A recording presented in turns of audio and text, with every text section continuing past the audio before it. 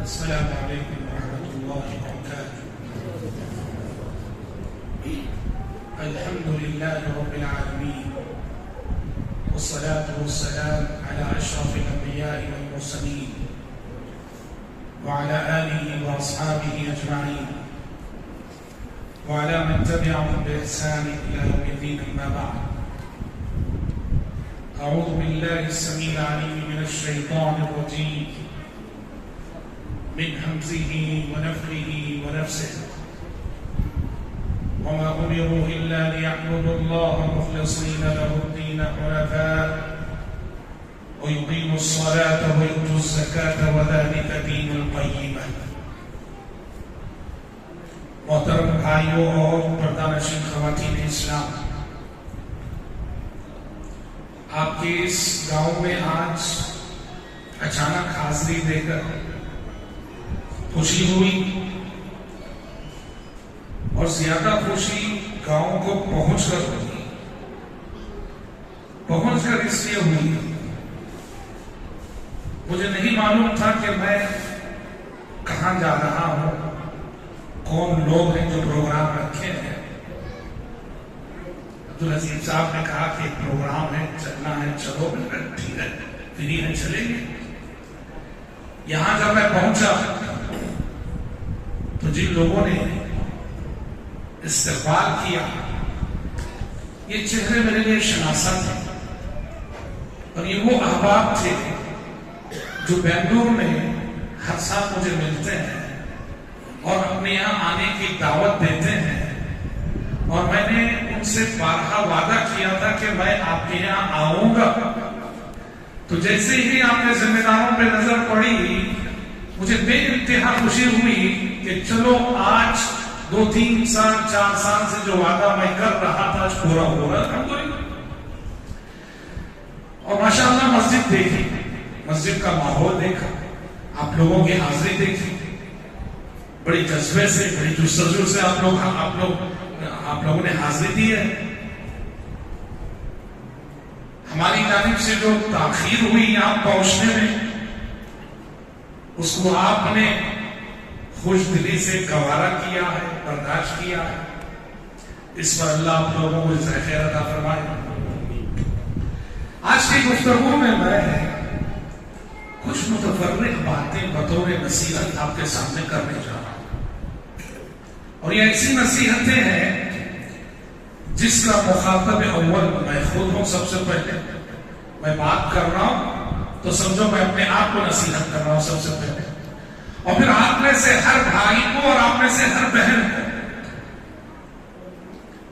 میں اللہ سے دعا کرتا ہوں کہ اللہ تبارک و تعالیٰ مجھے حق کہنے کی توفیق عطا فرمائے، اور جو بھی باتیں یہاں ہوتی ہیں اللہ ان پر سچے دل سے عمل کرنے کی توفیق عطا فرمائے۔ محترم بھائیوں اور محترم بہنوں، دنیا میں اسلام سے بڑی کوئی نعمت نہیں، توحید سے بڑی کوئی دولت نہیں، جو دولت ہمیں اور آپ مل چکی ہے۔ اس دولت پہ اللہ کا شکر ادا کرتے ہیں۔ اللہ نے آپ کو کچھ نہ دیا ہو، کچھ نہ دیا ہو، اسلام کی توفیق دے دی ہے، توحید کو اپنے دل میں بسانے کی سعادت آپ کو نصیب کر دی ہے۔ واللہ اس سے بڑی دولت کوئی نہیں ہے۔ کیوں جانتے ہیں؟ جو اصل زندگی ہے، آخرت کی زندگی، اور جو عذاب ہے، عذاب جہنم، اس سے یہی چیز بچانے والی ہے۔ کل قیامت کے روز ہماری دولت عذاب جہنم سے نہیں بچائے گی، ہمارا بزنس ہمیں عذاب جہنم سے نہیں بچائے گا، ہمارا خاندان ہمیں عذاب جہنم سے نہیں بچائے گا، ہمارے تعلقات عذاب جہنم سے نہیں بچائیں گے، ہماری دوستیاں عذاب جہنم سے نہیں بچائیں گی، ہماری رشتہ داریاں عذاب جہنم سے نہیں بچائیں گی، ہمارے عہدے اور منصب عذاب جہنم سے نہیں بچائیں گے۔ عذاب جہنم سے بچانے والی واحد چیز اسلام، اسلام، اسلام۔ ارے دنیا گزر جائے گی، فقر و فاقے میں گزرے بیماریوں میں گزرے دکھ درد میں گزرے رنج و غم میں گزرے ٹینشنوں میں گزرے دنیا نام ہے ٹینشنوں کا، دنیا نام ہے بیماریوں کا، دنیا نام ہے رنج و غم کا، دنیا نام ہے آلام و محن کا، دنیا نام ہے مصیبت اور آزمائشوں کا.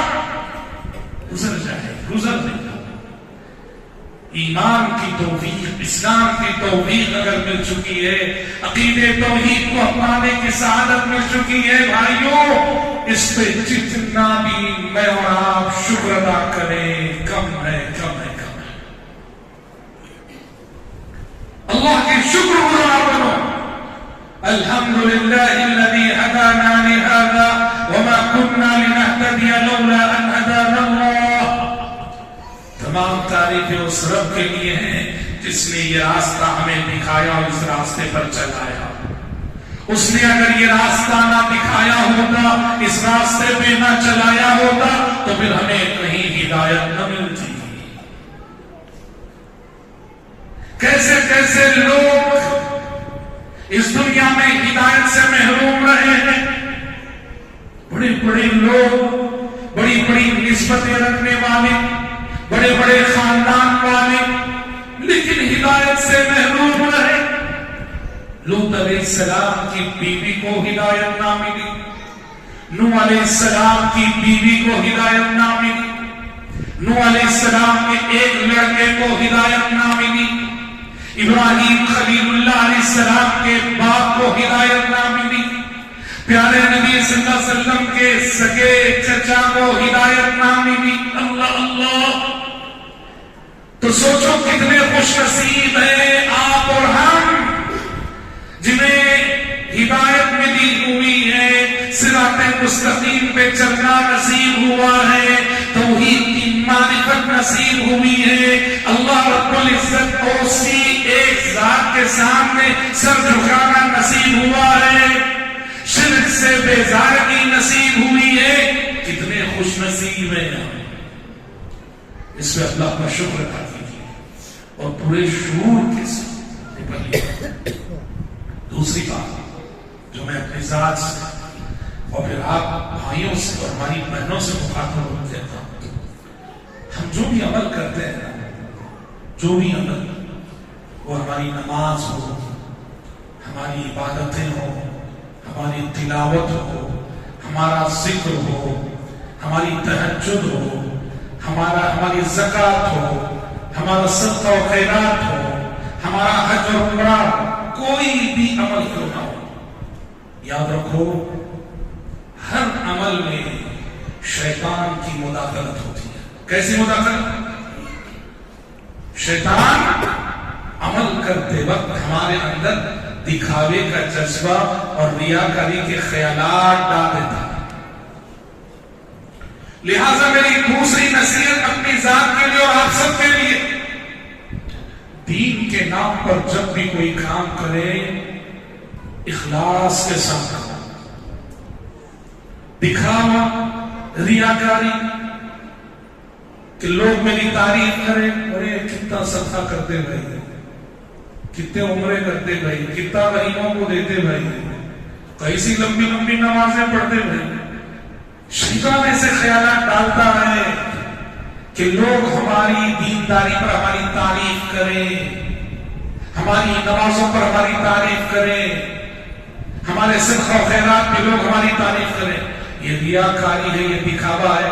ایسے خیالات جب بھی آتے نا فوراً کیا کرنا، اعوذ باللہ من الشیطان الرجیم پڑھ لینا اپنے آپ میں اور دائیں جانب 3 مرتبے تھو کر کے تھوک دینا. دوسرے الفاظ میں اگر میں کہوں، اپنے ہر عمل میں اخلاص پیدا کرو. ہم کچھ بھی کریں ایک ہی مقصد ہونا چاہیے، میرا رب راضی ہو جائے.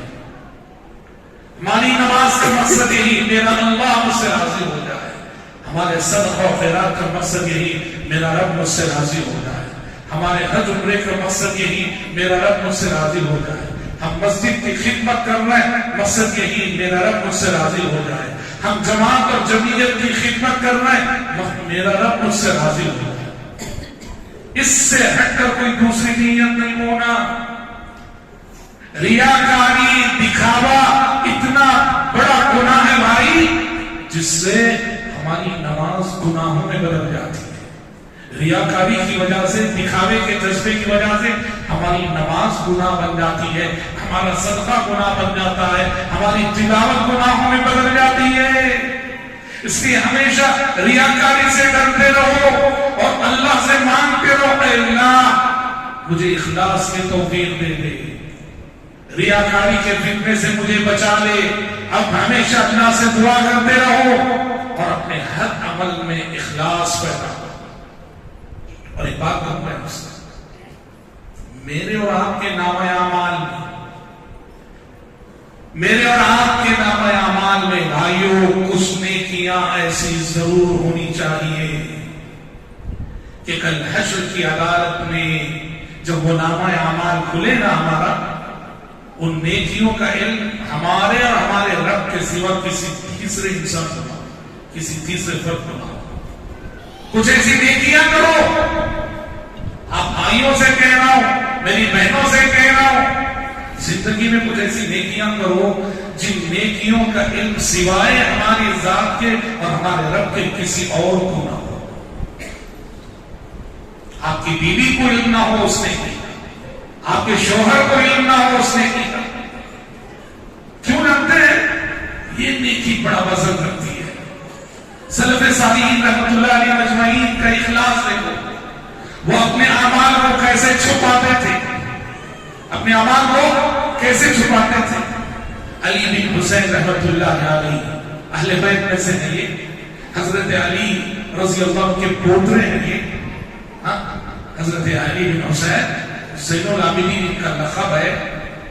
انہوں کیا کرتے تھے؟ علی بن حسین 40 فیملیوں کو منتھلی راشن دیا کرتے تھے، 40 فیملیوں کو منتھلی، غریب فیملیوں کو، بیواؤں کو راشن دیا کرتے تھے۔ دینے کا طریقہ کیسا تھا معلوم؟ رات کے اندھیرے میں خود اپنی پیٹھ پر راشن کے موٹے ڈھویا کرتے تھے، غریب کی دہلیز پہ پہنچ کر رکھ دیا کرتے تھے اور آ جاتے۔ صبح جب غریب اپنا دروازہ کھولتا، دہلیز پر راشن کا موٹا رکھا ہوا پاتا۔ دیکھو صدقہ و خیرات کا یہ کتنا بڑا انداز ہے۔ بھائی تمہیں لاکھ چھپا کر دو، کم سے کم جو لے رہا ہے نا انہیں تو دیکھ لیتا کہ کون دے رہا ہے نا۔ دنیا والوں سے تمہیں لاکھ چھپاؤ، جب کم سے کم جسے آپ دے رہے ہیں، جو غریب آپ سے لے رہا ہے، انہیں تو جانتا ہے ہاں مجھے جو صدقہ دیے وہ عبداللہ حضرت دیے، عبد الرحمان صاحب۔ لیکن یہ دیکھو اخلاص کا معیار، 40 گھرانوں کو راشن پہنچاتے تھے ماہانہ رات کے اندھیرے میں، اور یوں پہنچاتے تھے کہ ان غریبوں کو بھی نہیں معلوم کہ یہ کون لا کے دے رہا ہے۔ کب پتا چلا؟ لوگوں کو پتا چلا اس وقت چلا جب حضرت علی بن حسین کا انتقال ہوا اور ان 40 گھروں کو راشن آنا بند ہوا، تب لوگوں کو پتا چلا اچھا علی بن حسین تھے جو یہ 40 گھروں کو راشن پہنچا رہے تھے۔ تو یاد رکھو ایسی کچھ نیکیاں ضرور کرو کہ جن نیکیوں کا علم ہمارے اور ہمارے رب کے سوا کسی کو نہ ہو۔ ہاں کبھی دیکھو یہ بھی ہوتا ہے، آپ عمل کرتی ہیں اللہ کے واسطے، لوگوں کی تعریف کے لیے نہیں کریں۔ آپ عمل اللہ کے واسطے کریں پر لوگ آپ کی تعریف کرتے ہیں، یہ تعریف بہت اچھی چیز ہے، سمجھ رہے؟ ایک صحابی آئے پیارے نبی کے پاس، آگے کہا اللہ کے نبی دیکھو میں عمل کرتا ہوں اللہ کے واسطے، لوگوں کی تعریف پوری کچھ نہیں چاہتا، میرا رب مجھ سے راضی ہو جائے، لیکن اللہ کے نبی اس عمل پر بھی لوگ میری تعریف کرتے ہیں، کیا یہ تعریف مجھے نقصان پہنچائے گی؟ پیارے نبی صلی اللہ علیہ وسلم نے کہا نہیں نہیں، تلک عاجل بشرى المؤمن، تلک عاجل بشرى المؤمن، تم نے عمل اللہ کے لیے کیا ہے، لوگوں کی تعریف تمہیں نہیں چاہیے، لیکن اس عمل پر لوگ اگر تمہاری تعریف کر رہے ہیں سمجھ جاؤ یہ خوشخبری ہے جو اللہ تمہیں اپنے مخلوق کی زبانی سنا رہا ہے، سمجھ رہے ہاں؟ تو لہذا اپنے نفس سے مجاہدہ کرنے کی ضرورت ہے، اپنی نیتوں میں اخلاص پیدا کرو۔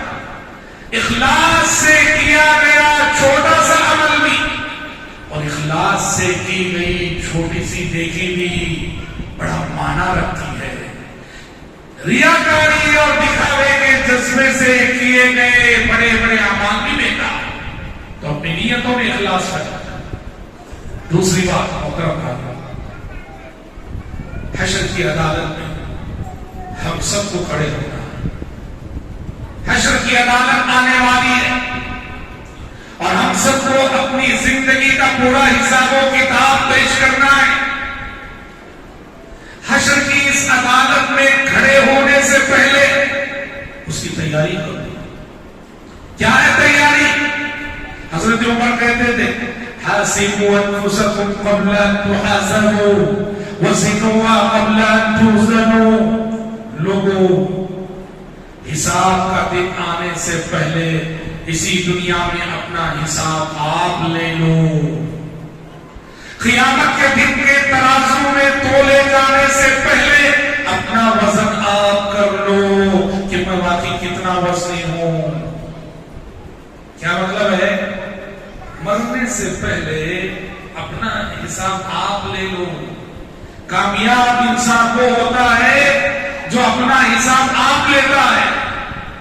میرا عقیدہ کیسا ہے، میری نمازیں کیسی ہیں، لوگوں کے حق تو نہیں مان رہا میں، لوگوں پہ ظلم تو نہیں کر رہا میں، لوگوں کو ستا تو نہیں رہا میں۔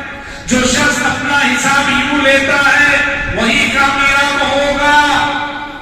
آخرت میں کامیاب ہونا چاہتے ہو، اللہ کی جنت پانا چاہتے ہو، حساب کا دن آنے سے پہلے اپنا حساب اسی دنیا میں لے۔ اور کہیں کہیں کوئی کمی کوتاہی نظر آتی ہے اس کا علاج ابھی کر لو۔ کسی پہ ظلم کیا ہے معافی مانگ لو، کسی کا حق مارا ہے حق لوٹا دو، کسی کی حق تلفی نہ کرو، کسی پہ ظلم نہ کرو۔ اور اپنی عبادتوں میں غفلت ہو گئی، اب تک جو ہو گئی توبہ کر لو، باقی زندگی اپنے آپ کو درست کر لو۔ اور ایک بات، دنیا کی عدالتوں میں آپ جب کوئی مقدمہ آپ کا چلتا ہے کب کامیاب ہوتے ہیں؟ جب آپ کے فیور میں گواہیاں ملتی ہیں۔ حشر کی عدالت کے لیے بھی اپنے لیے گواہ تیار کر لو۔ یاد رکھو حشر کی عدالت میں بھی بہت سارے گواہ ہیں جو یا تو ہمارے فیور میں گواہی دیں گے یا ہمارے خلاف گواہی دیں گے۔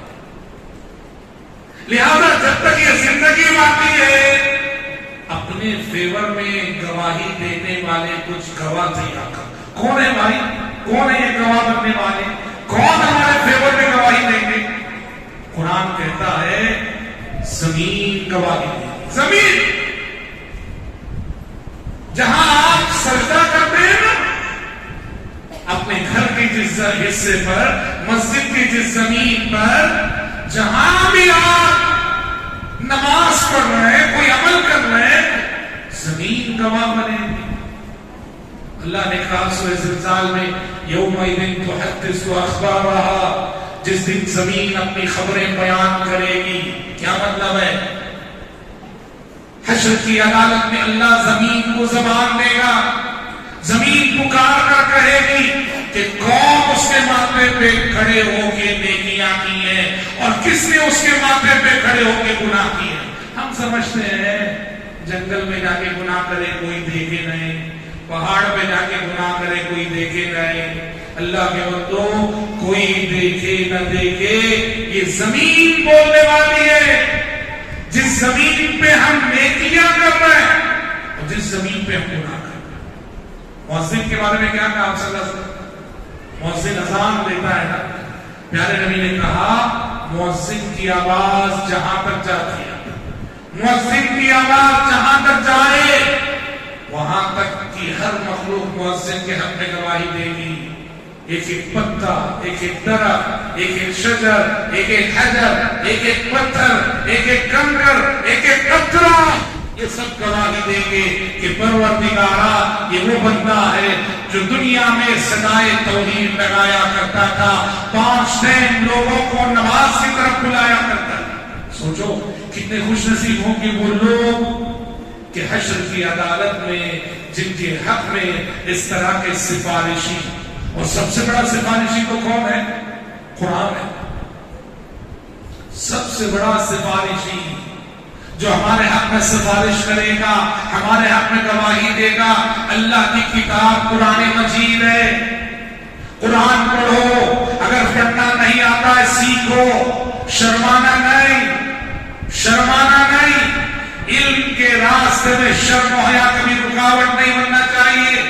میں اپنے ان بھائیوں سے کہنا چاہتا ہوں جو آج بھی قرآن پڑھنا نہیں جانتے ہیں، اپنی ان بہنوں سے کہنا چاہتا ہوں جنہیں آج بھی قرآن پڑھنا نہیں آتا ہے، آپ عمر کے کسی بھی مرحلے میں کیوں نہ ہو، قرآن پڑھنا شروع کرو، سیکھو. سیکھو گے نا اللہ کی توفیق شامل حال ہے. میں جانتا ہوں ایک ایسے بزرگ کو، ان پڑھ بزرگ، ان پڑھ تھے، 70 پر 5 سال کی عمر میں قرآن پڑھنے کا شوق آیا. 70 پر 5 سال کی عمر، الف بے بھی نہیں آتا تھا، ان پڑھ تھے بزرگ. علماء کی تقریریں سنے، قرآن کی تلاوت کی فضیلت سنے، ایک جذبہ دل میں پیدا ہوا. 70 پر 5 سال کی عمر میں انہوں نے قرآن پڑھنا شروع کیا الف بے سے.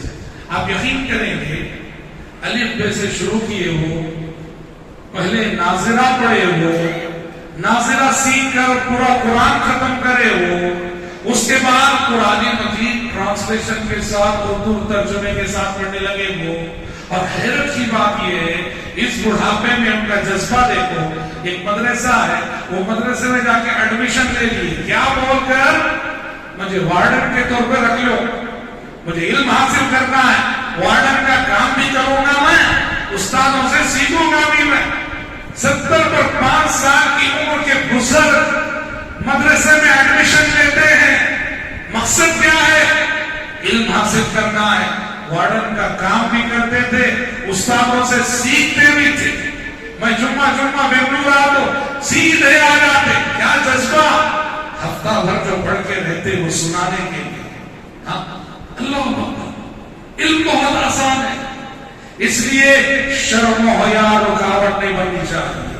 قرآن قیامت کے روز کا سب سے بڑا سفارشی ہے کہ آپ نہیں چاہیں گے کہ اللہ کا کلام آپ کے حق میں سفارش کرے. حشر کی عدالت میں سورہ بقرہ سفارش کرے گی، سورہ آل عمران سفارش کرے گی. یہ صورتیں ہیں جو اللہ سے لڑے گی ہمارے حق میں.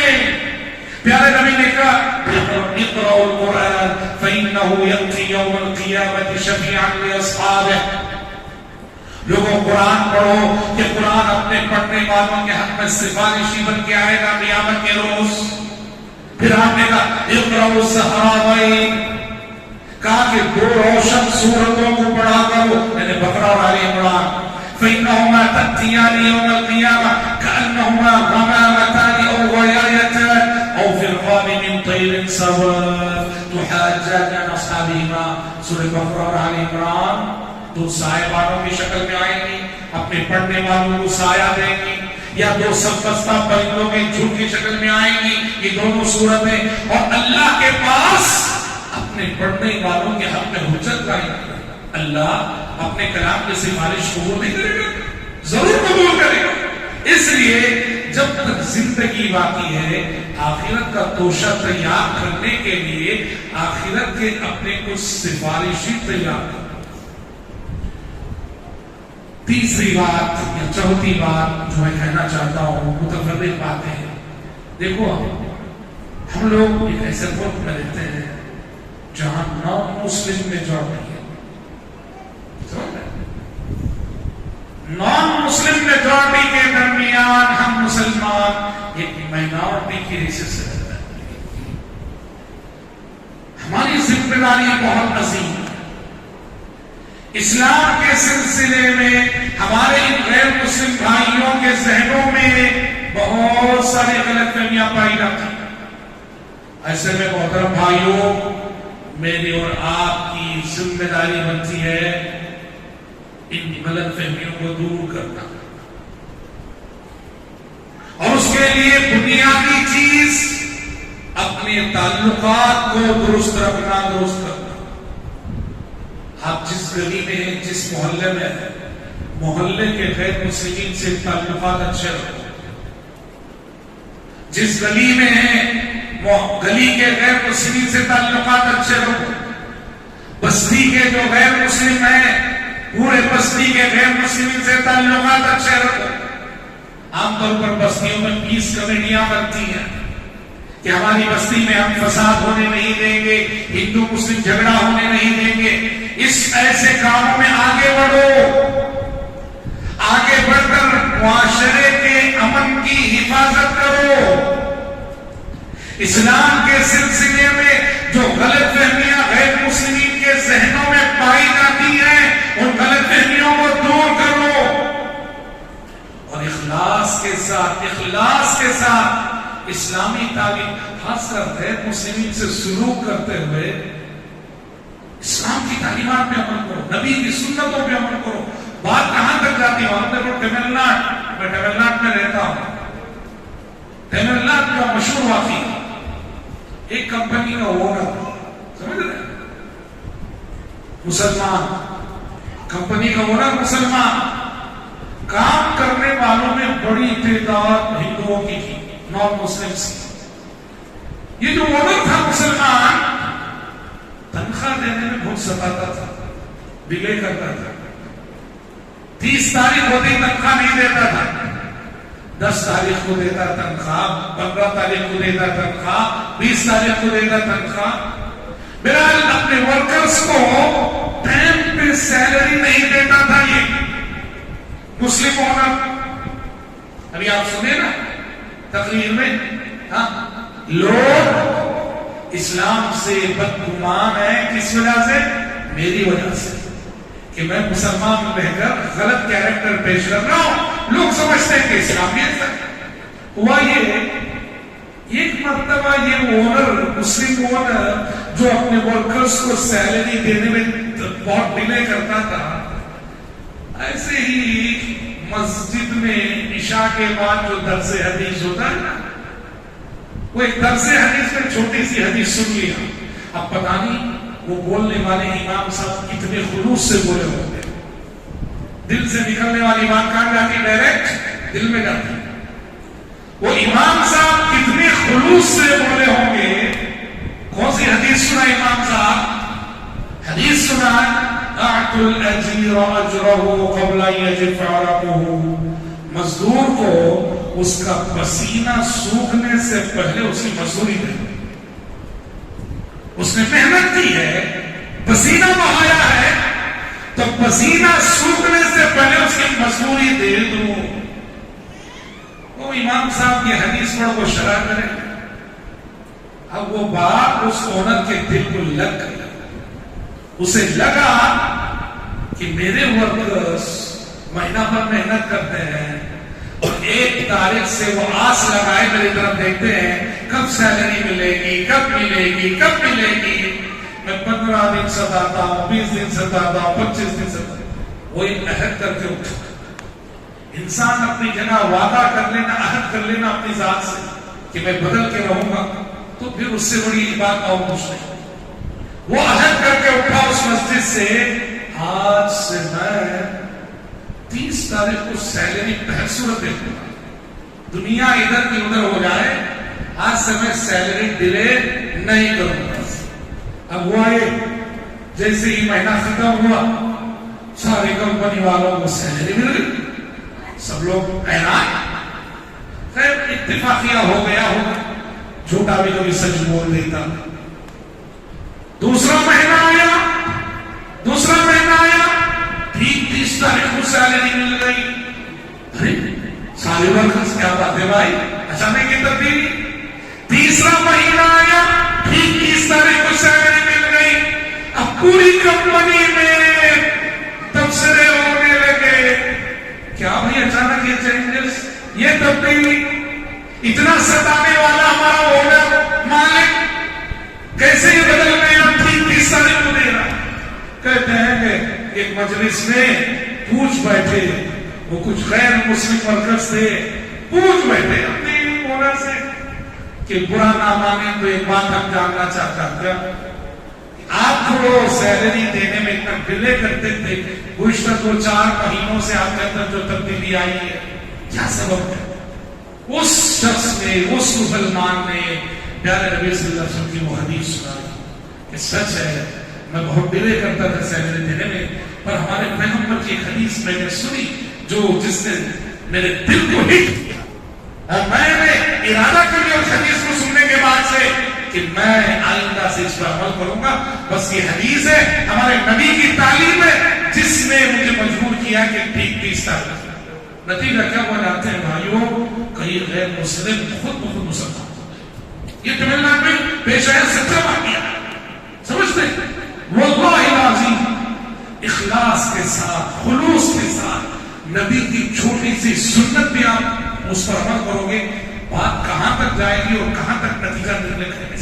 اسے یاد رکھو کہ اپنی برادران وطن سے، بستی کے غیر مسلمین سے تعلقات اچھا.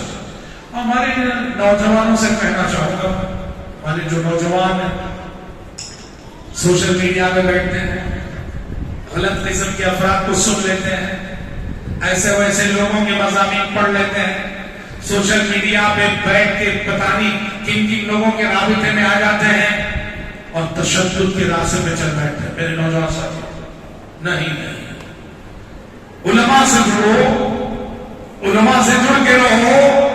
سوشل میڈیا یہ فتنوں کا بازار، اس پر بڑے فتنے، ان فتنوں سے خود کو بچاؤ. سمجھ رہے؟ آپ جہاں رہیں اپنی کمیونٹی کے حق میں نفع بخش بن کر رہو. آپ کی صلاحیتوں سے، آپ کے قابلیتوں سے سماج کو اور کمیونٹی کو فائدہ پہنچنا چاہیے. سماج کے لیے بوجھ نہ ہو، معاشرے کے لیے مسئلہ نہ ہو، مثبت کردار رکھا. بہرحال میں اپنی گفتگو کو زیادہ دور نہیں دینا چاہتا، اس لیے کہ عشاء کی نماز ابھی نہیں بھی سنا تو 9:30 بجے جو ہے نا ہو گئے وقت. ہم نے یہی طے کیا تھا کہ 9:30 بجے پروگرام ختم کرتے ہیں. میں سب سے پہلے میرے رب کا شکر ادا کرتا ہوں جس نے آج مجھے آپ کے درمیان حاضری کی سعادت بخشی. پھر میں مسجد کے ذمہ داروں کا شکر ادا کرتا ہوں، آپ سب بھائی بہنوں کا شکر ادا کرتا ہوں، خاص کر وہ جو انتظار کی تکلیف جو برداشت کی ہے نا اس پر دل سے شکر ادا کرتا ہوں. سمجھ رہے؟ اور خاص کر ہمارے ساتھی، ہمارے دو ساتھی جو ہم سب کو آپ سے ملانے کا اور یہاں تک لانے کا ذریعہ بنے، ہمارے بھائی انیس صاحب، رضوان صاحب، ان کا بھی میں شکر ادا کرتا ہوں. وہ اپنے سارے کام چھوڑ کر اس طرح کو آپ تک پہنچانے کی کوشش کرتے ہیں. اللہ ان کو بھی جزائے خیر عطا فرمائے. اور دعا کرتا ہوں کہ پروردگار عالم جس طرح اس نے آج اس کے گھر میں ہم سب کو جمع کیا ہے، کل روز قیامت محض اپنے فضل و کرم سے ہم سب کو جنت الفردوس میں عطا فرمائے، اور ہم سب کو اللہ حسن خاتمہ کی دولت سے مالا مال فرمائے. اللہم آمین. وصلی اللہ وسلم علی خیر خلقہ محمد وآلہ وصحبہ اجمعین. والسلام علیکم.